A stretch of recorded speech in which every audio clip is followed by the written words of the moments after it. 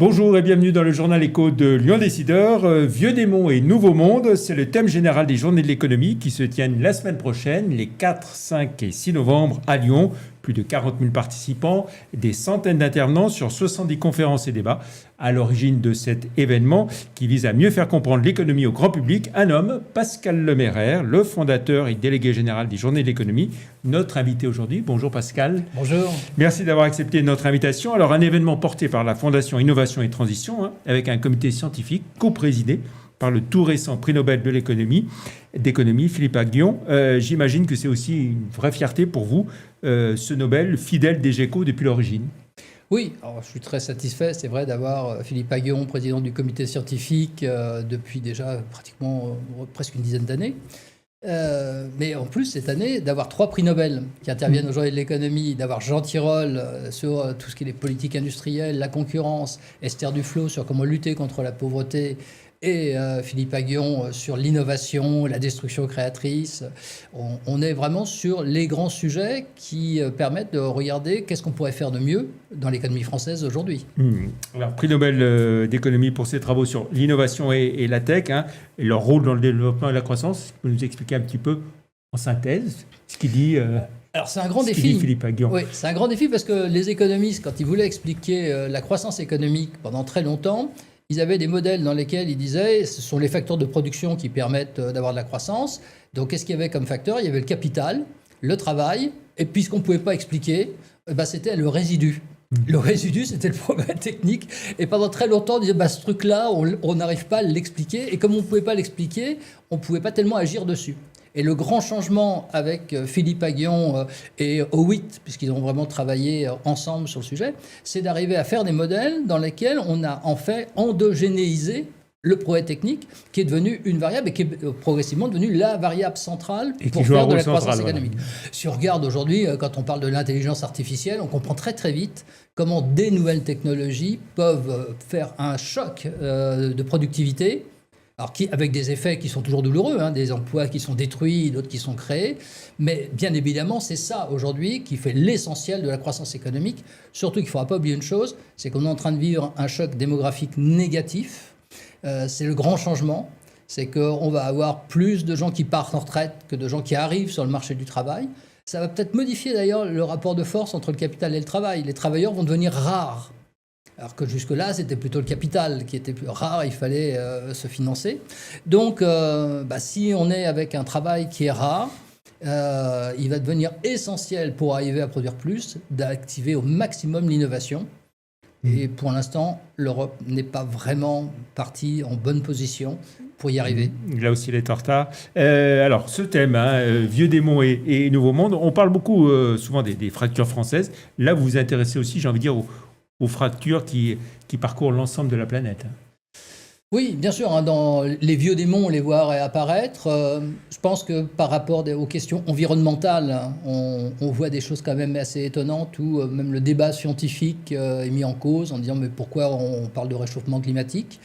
On voit les empires se reconstituer. Enfin, on pouvait penser qu'après la Seconde Guerre mondiale, on avait tiré les leçons des grandes politiques expansionnistes. On voit bien que là, de tous les côtés, il y a cette tendance et l'Europe est prise un peu au dépourvu face à ces grandes transformations.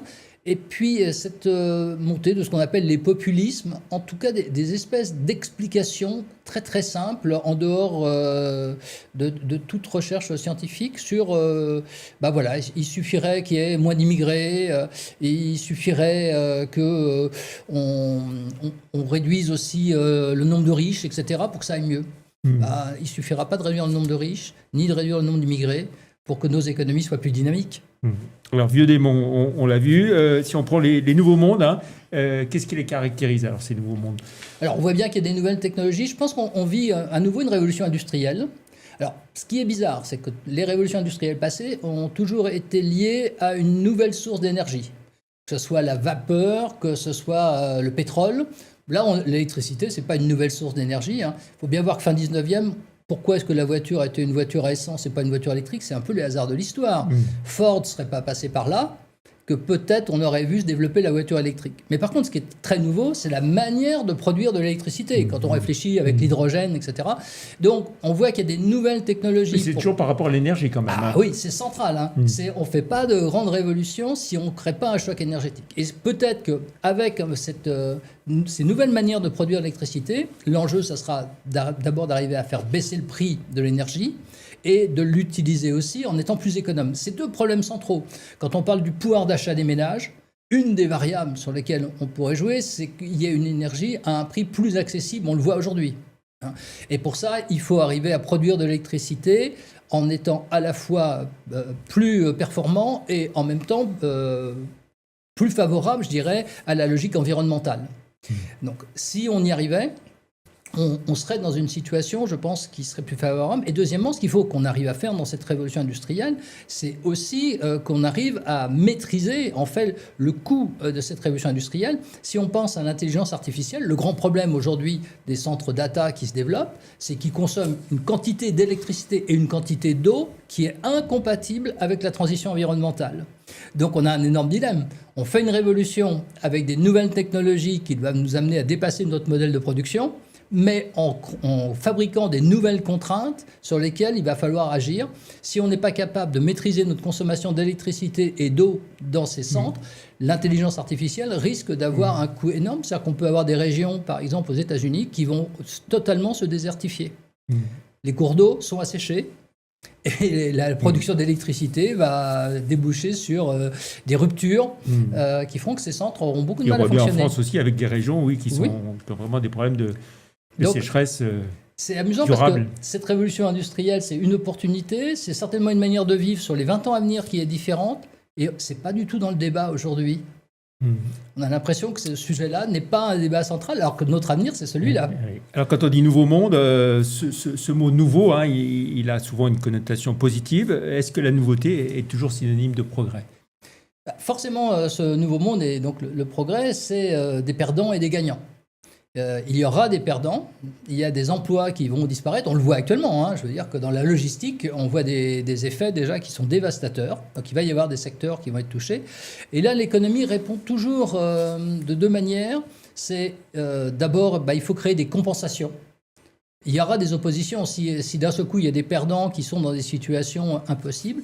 Comment on compense ? C'est-à-dire, il faut qu'une partie des gains qu'on fait émerger d'un côté serve à financer la compensation des perdants. Puisque normalement, il faut qu'il y ait plus de gains que de pertes. Donc c'est la première chose. Et puis deuxièmement, il faut aussi arriver à internaliser le coût des transformations. C'est-à-dire qu'on va voir changer la structure des emplois. Les entreprises vont être des acteurs de ce changement. Il faut qu'elles aient à supporter aussi une partie du coût. C'est-à-dire que ce n'est pas seulement la collectivité qui va devoir payer pour adapter la totalité des formations. Il faut que ce soit quelque chose où l'acteur public et l'acteur privé travaillent ensemble. Je pense que, par exemple, si on a aussi des problèmes liés toujours à l'intelligence artificielle avec des conditions de travail qui peuvent être assez tendues, eh bien, s'il y a dégradation de la santé des travailleurs, il faut qu'il y ait un financement privé qui vienne épauler la sécurité sociale. Donc c'est des choses complexes, mais il faut vraiment qu'acteurs publics et acteurs privés arrivent à être en symbiose pour gérer cette fameuse révolution industrielle qui se produit actuellement. Alors on redécouvre en France l'importance de l'industrie, avec une volonté affichée de réindustrialiser et d'affirmer une souveraineté sur des secteurs clés. Est-ce que c'est encore possible ou est-ce que c'est trop tard ? Alors, si on regarde les choses à court terme, on voit qu'aujourd'hui, l'INSEE a publié des statistiques sur la production trimestrielle. Les statistiques sont bonnes. C'est-à-dire qu'il faut quand même bien se dire que le tissu économique actuellement résiste assez bien. Et qu'on fait des performances à l'exportation qui sont tout à fait convenables et qui sont tout à fait en décalage avec l'opinion qui a l'impression que la situation française se dégrade, etc. Donc à court terme, je pense que le tissu fonctionne bien et qu'on sous-estime beaucoup en France la richesse sur les territoires de tout le tissu des ETI, PME et artisans. Et il y a une espèce quand même là de richesse incroyable. Et en Auvergne-Rhône-Alpes, on pourrait dire que la première région industrielle, on devrait avoir cette vision-là. Mais c'est une vision positive de court terme. Parce qu'en même temps, quand on regarde ces activités, beaucoup sont dans des technologies arrivées à maturité. Et la question, c'est qu'il faut arriver à se déplacer vers les nouvelles technologies. Si on regarde, par exemple, tout ce qui est en matière de télécommunications et de nouveaux stades où on doit avoir des systèmes comme Starlink en Europe, pour l'instant, on est très très loin. C'est des Américains qui sont en train de nous dominer. Et quand on le regarde avec la guerre en Ukraine, c'est quand même assez inquiétant que quasiment les Ukrainiens dépendent d'Elon Musk pour garantir leur sécurité. Alors, il y a l'enjeu de la transition écologique, l'enjeu de la décarbonation, notamment celle de l'industrie. Ce sera l'objet d'un débat que j'aurai le plaisir d'animer.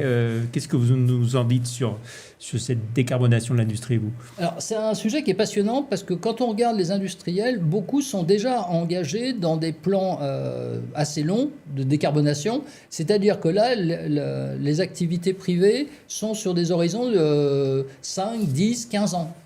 Alors que le monde politique est dans des horizons où j'ai l'impression qu'on n'arrive même pas à faire un horizon sur une année. C'est une inversion totale de la manière dont l'articulation entre le public et le privé fonctionne. Le public devrait anticiper les mutations sur les 30 années à venir et le privé voir comment il s'adapte. Pour l'instant, on est dans cette situation, je trouve, un peu surprenante. La question de la décarbonation, du coup, je trouve, n'est pas assez portée par l'acteur public pour accompagner les entreprises, pour qu'elles soient davantage incitées à s'y engager. Alors, pour revenir à ces journées de l'économie, donc 3 jours de débat, des lieux différents, la Bourse du Travail, des universités, des écoles, la Banque de France aussi. Oui, c'est là où tous les acteurs du territoire sont engagés ensemble. Et je pense que c'est la force d'une manifestation comme celle-là. On va avoir énormément de lycéens, d'étudiants, donc beaucoup de jeunes qui viennent là, qui veulent comprendre ce qui est en train de se passer, mais qui aussi se posent des questions par rapport à leur propre avenir. C'est-à-dire quelle formation, quel métier exercer, qu'est-ce qui se passe dans les entreprises. Et on a besoin de donner cette vision-là à un moment où on a quand même l'impression que quand on regarde les sondages, la plupart des Français ont tendance à dire on va vivre moins bien à l'horizon 2035 qu'aujourd'hui. Et c'est bien ça le rôle, la raison d'être, j'ai envie de dire, des journées de l'économie, c'est de montrer que l'économie, c'est pas uniquement une affaire d'experts, d'entrepreneurs, d'élus, mais ça concerne tout le monde. C'est faire le lien entre la vie quotidienne des gens et puis les grands enjeux internationaux. Je pense que, par exemple, actuellement, beaucoup de gens n'ont absolument pas conscience des grands enjeux européens. Bon, l'idée, c'est, en fait, l'Europe, il y a quand même un truc dont tout le monde est content sans s'en rendre compte, c'est l'euro. Il n'y a pas de crise de change. On a complètement oublié ce que c'était quand on avait un carnet de change et qu'il fallait limiter le change entre le franc et une monnaie étrangère. Et puis, quand on va plus loin, on a fait un entretien là, avec Enrico Letta et lui nous dit, mais il y a quand même des domaines sur lesquels on pourrait avancer très vite. Pourquoi est-ce qu'on n'a pas un marché des capitaux européen ? On a beaucoup de capitaux. L'épargne européenne est abondante. Elle part aux États-Unis. Et avec ça, les États-Unis achètent des entreprises européennes. C'est quand même une aberration que notre épargne sert aux Américains à acheter nos entreprises qui vont bien. C'est ce qui se passe actuellement. Donc, on a un marché des capitaux qui est fragmenté. On a un marché de tout ce qui est les télécommunications aussi, où on a des acteurs nationaux dans chaque pays. Mais comment ça se fait qu'on n'arrive pas à avancer aussi, à s'intégrer ? Donc, ce que montre Enrico Letta, c'est qu'il ne faudrait pas grand-chose pour arriver à avoir une intégration plus forte des économies européennes. On ferait tous des gains de productivité et on ferait là de la croissance économique à un coût assez limité, puisqu'il suffirait simplement d'arriver à avoir une zone économique plus homogène, avec moins d'obstacles. On en finit les journées de l'économie, donc c'est gratuit, mais il faut s'inscrire. Oui, il faut s'inscrire sur journéeconomie.org. Voilà, possibilité de suivre les conférences alors, dans les amphis, mais aussi en format digital, en visioconférence. C'est l'héritage du Covid. Les GECO sont hybrides désormais. Oui, depuis quelques années. Ça permet à tout le monde de suivre. Et puis, on peut poser ses questions par SMS. Donc, on peut aussi interagir dans toutes les conférences grâce à ce système où les modérateurs ont une tablette et prennent les questions qui leur arrivent. Et d'un mot pour finir très rapidement, vous l'avez évoqué, la situation économique du pays, les chiffres de la croissance. On a aussi des chiffres sur le chômage qui sont tombés. Ça tient. Est-ce qu'on a tort de faire du catastrophisme ou de crier au loup ou de s'auto-flageller? Alors certes, il y a la situation financière du pays, l'endettement, les déficits publics, mais est-ce que finalement, ça ne va pas si mal que ça? Oui, je pense qu'il y a une très faible confiance dans le système démocratique en France. Vraiment, tous les sondages nous disent qu'il y a à peu près 80% des Français qui ne sont pas satisfaits du système démocratique. Et donc, il y a vraiment une crise de défiance. Et là, les politiques, faut qu'ils arrivent à faire quelque chose, et autre chose que le spectacle que l'on a actuellement du débat des parlementaires entre eux. Mais à côté de ça, on a sur les territoires des situations économiques beaucoup plus solides qu'on veut bien le dire, et il faut les éclairer, il faut les montrer. Et ce que je disais tout à l'heure, c'est que si on ne met pas le coup de projecteur sur l'Europe, il y a très peu de chances qu'on arrive à trouver des solutions en matière de politique d'innovation, de politique de financement des investissements, et puis des nouvelles technologies. En termes de télécommunications, il faut absolument qu'on arrive à avoir un système de télécommunication européen aujourd'hui. Très bien. Merci beaucoup, Pascal Lemairer. Donc, on le rappelle, hein, les journées de l'économie, c'est les 4, 5 et 6 novembre. Allez vous inscrire si ce n'est pas encore le cas. journéeconomie.org. Très bonne journée. Et on se retrouve vendredi prochain pour un autre journal éco. Merci, au revoir.